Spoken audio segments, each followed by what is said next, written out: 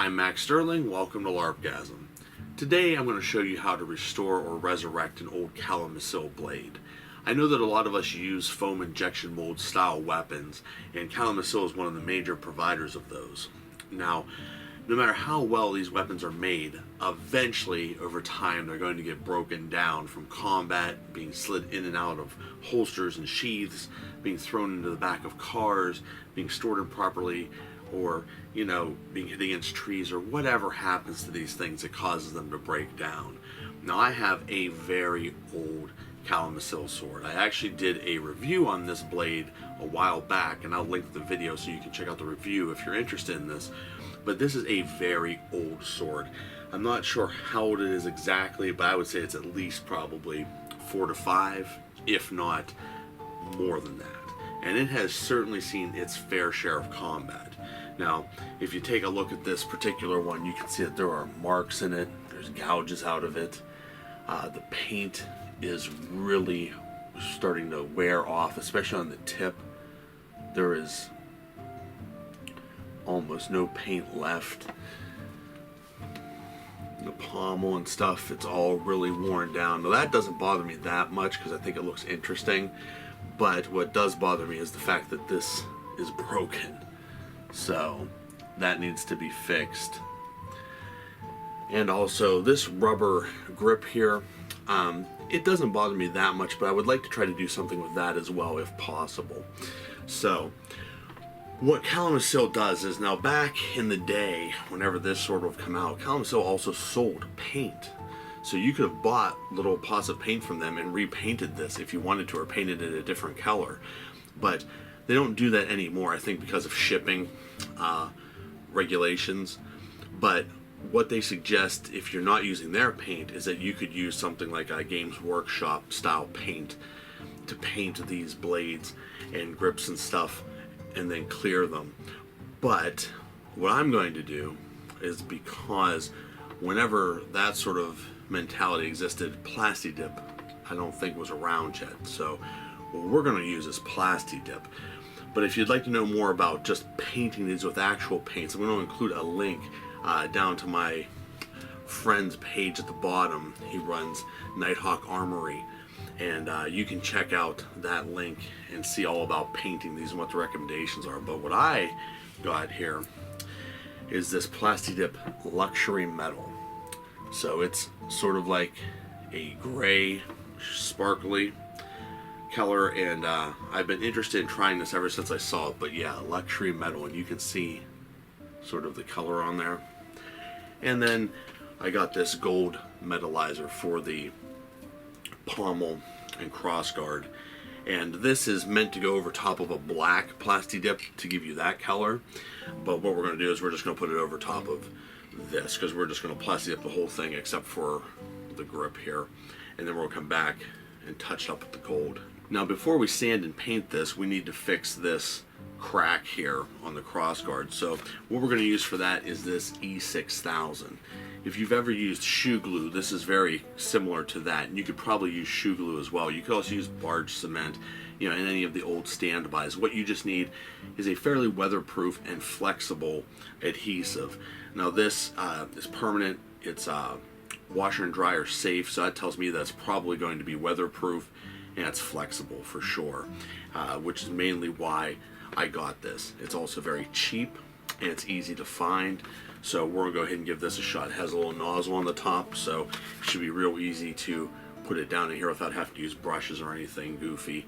We should be able to just, squirt it down in there and hold it in place.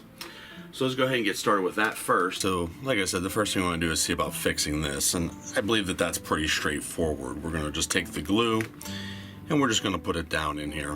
We wanna make sure we have a pretty fair amount, because we do not want this coming loose, and we want to make sure it gets all the way down into the bottom.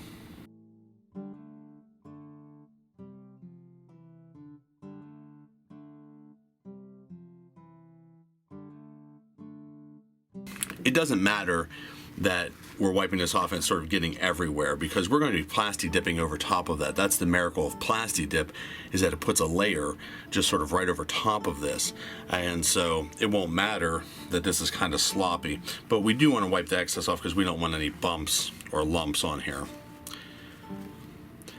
Now from there, we do want to make sure that we set this someplace where this can be held in place. If you have a vise or a small clamp or something, that would be great. You don't want to clamp it too hard though.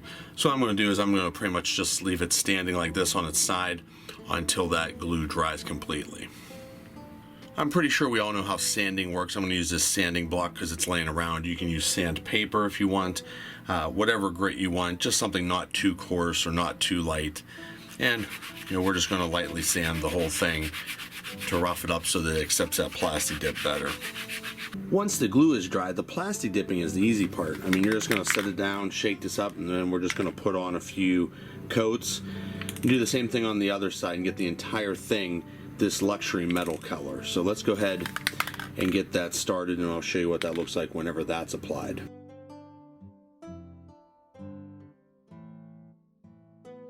So the gray sparkly paint ended up being much darker, more like black. So I'm not sure that I like that, but that particular color I would probably not go with unless you're looking for your weapon to be black. I think the gray plasti-dip would be what to stick with if you want this to be a regular metallic looking sword. So when it comes to painting this hilt, what we're going to do is we're going to spray some of the gold plasti-dip just onto a foam brush, and then we're just going to dab it on. If you didn't know you could do that, you can. You can also do this type of stuff with spray paint as well. So we're just going to go ahead and spray it, and then we're going to go ahead and put it on the actual pommel and crossguard.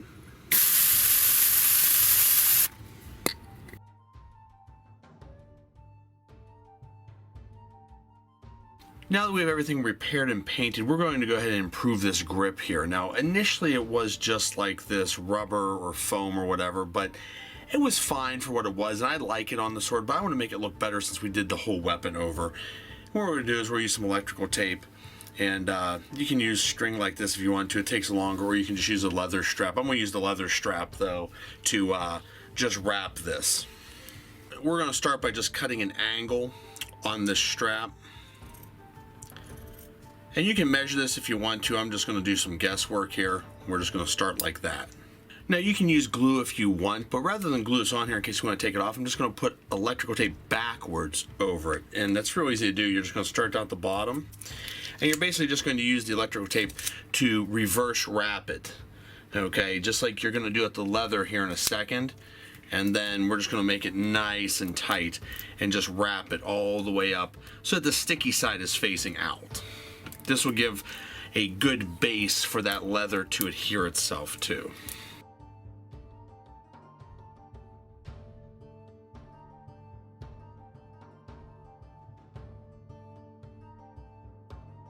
As far as wrapping, we're just going to start at the bottom. We're going to lay this down and then just start wrapping our way up. Make sure you pull it tight as you go and try to overlap by the same distance as you go up to make it look nice and even.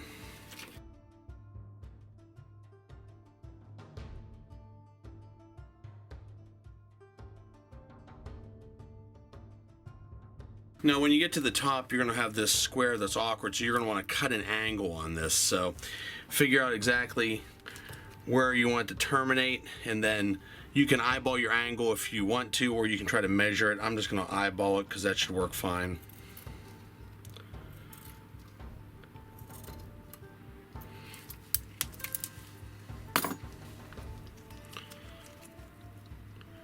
And then once you're at that point, when you get to the very end, we want to take and we're just going to lift this up and tuck that in.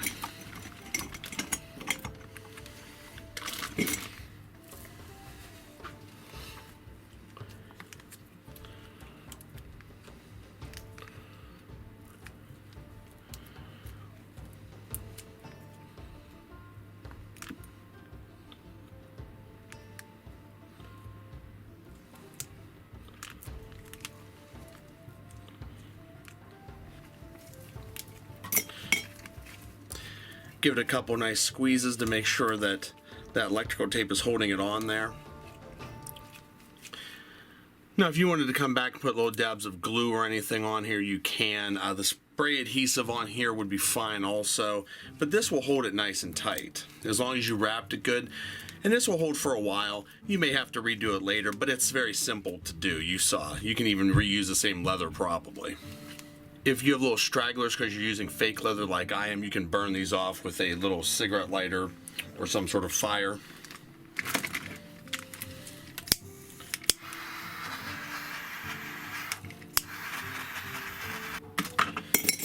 Now let's have a look at the finished product. I think it turned out real good.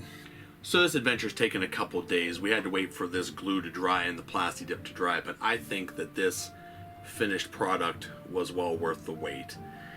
I think that we ended up with something that looks truly phenomenal. In fact, I think that this looks better than the sword I purchased, to be honest. What happened is the initial plasti-dip I had, that luxury metal, ended up being black, not gray. So I had to go back over with a standard gray.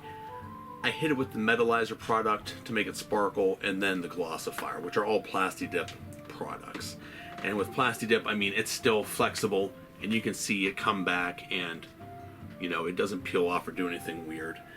For the crossguard and the pommel, we went ahead and used that gold glossifier product over top of the black to bring it back to what it looked like. And of course, the part we glued on is nice and firm now. And we rewrapped the hilt with, you know, a fake leather to make it look really good. And I think that overall, this entire blade is much better than what we started with. Now, a few things I would mention. If you have a blade like this, especially an older one, the foam injection mold, you end up with a lot of these lines on them from where it came out of the mold. Some of the older ones have bubbles and stuff in. They've gotten a lot better at making them over the years, but you still run into those issues sometimes. So these type of weapons are a prime candidate for sort of doing a base coat of glue over them first before you plasti-dip. So if you've ever worked with EVA foam or done cosplay, you know what I'm talking about. But that glue will stop the paint from seeping in. Plasti-dip doesn't seep that much, but if you don't do that, you're going to need a ton of coats to get this thing looking real smooth. This is about 7 or 8 coats. I could have went more if I wanted it to be perfect, but I just sort of stopped there because this is all the better I needed it to be for what I'm intending to use it for. Now, the lines from the mold, you can just sand those down and get the thing looking perfect if you want. But you know, it's up to you, you know, depending on your game and how involved you want to be in that, getting it to look just flawless. Now, this is great, like I said, for a revitalizing weapon or resurrecting one. So if you have an old sword that you want to keep using, you want to ride on after the day is done, this is a great way to do it. If it's not in the budget to get a new one, for a $10 can of plasti-dip, this sword can be back up and running. The plasti-dip and the glue, I think, came out to probably be about maybe like 20 bucks, and you're good. That's US dollars, $20. But even if you just have a broken weapon and you don't want to throw it away, you could do this to sort of get it looking real good again, and then you can hang it up as sort of like a display item on your wall. You know, or if you have a camp, you can just lay it against the wall or stick it in a sword rack or whatever. Even if you're not going to use it for battle, still a cool little prop to have laying around. And like I said, I think that at the end of the day, this ended up looking better than it came off the shelf back when I got it, and I'm pretty happy with the outcome. I'll of course include links below on, you know, the other ways to paint these weapons and stuff, as I mentioned earlier in the video. And I hope that you found this useful. If you use these foam injection style weapons, definitely check out this process. I also did one for Epic Armory style weapons a while back, so if you want to check out that video, I'll include a link and you can also check that out. But I think a lot of us LARPers like to really continue to use these weapons after they've gotten beat up and abused, and this is one real simple way that anyone can do. This isn't something you need a shop to do or something. You can just do this in your driveway with some stuff you buy at the store. And if you can't find the plasti-dip at like big box home improvement stores and stuff, try an auto parts store. That's where I get most of my plasti-dip from. It's a little bit more expensive, but they carry a lot more options for you. So if you found this video helpful, I hope that you click like. Please subscribe to my channel. Definitely let everybody that you know about my channel. And please just consider supporting me if you're able to through my Patreon or Ko-Fi, which are linked below. But If not, that's fine. As always, adventure on.